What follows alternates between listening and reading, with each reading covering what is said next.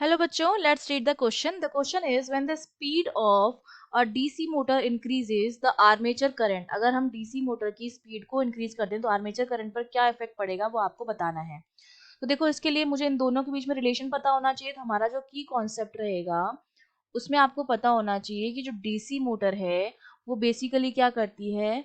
DC motor का काम है to convert the electrical energy. वो इलेक्ट्रिकल एनर्जी को कन्वर्ट करती है मैकेनिकल एनर्जी में। ठीक है, ये डीसी मोटर का काम होता है। तो इसके लिए क्या होगा, डीसी मोटर में जो हम आर्मेचर यूज करते हैं, आर्मेचर जो होता है वो कंडक्ट करता है। आर्मेचर जो है वो कंडक्ट करता है एसी करंट को। ठीक है, वो कंडक्ट करता है ऑल्टरनेटिंग करंट, जिसको हम एसी करंट भी कह सकते हैं। और डीसी मोटर्स में भी आर्मेचर का यही काम होता है। तो जब मोटर पे लोड हम डालते हैं, अगर वो लोड जो होगा उसको हम इंक्रीज कर देंगे तो जितना ज्यादा लोड होगा उतना ही ज्यादा टॉर्क हमें लगाना पड़ेगा उसको मूव करने के लिए। ठीक है, मोटर पर लोड जितना ज्यादा होगा तो हमें उस पर टॉर्क भी उतना ही ज्यादा लगाना पड़ेगा। तो इसका मतलब जब हम लोड को इंक्रीज करेंगे तो हमें टॉर्क को भी क्या करना पड़ेगा, इंक्रीज करना पड़ेगा।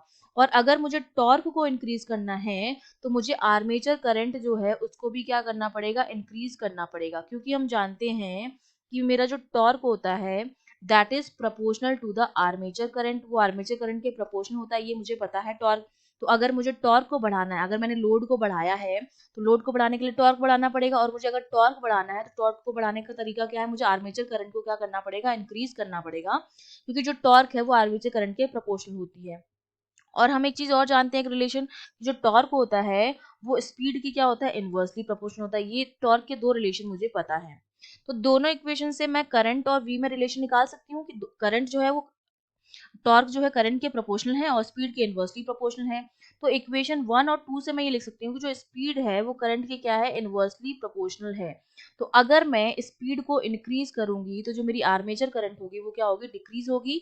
क्योंकि रिलेशन से मुझे ये पता है कि ये इसके इनवर्सली प्रोपोर्शनल है, तो एक को हम इंक्रीज करेंगे तो दूसरा क्या होगा, डिक्रीज होगा। तो इस इक्वेशन जो थर्ड इक्वेशन मेरी आई है उससे मैं कह सकती हूँ कि मेरी आर्मेचर जो करंट होगी वो क्या होगी, डिक्रीज होगी। दैट मीन्स हमारा जो बी ऑप्शन है वो बिल्कुल करेक्ट है। I hope you understood well. All the best.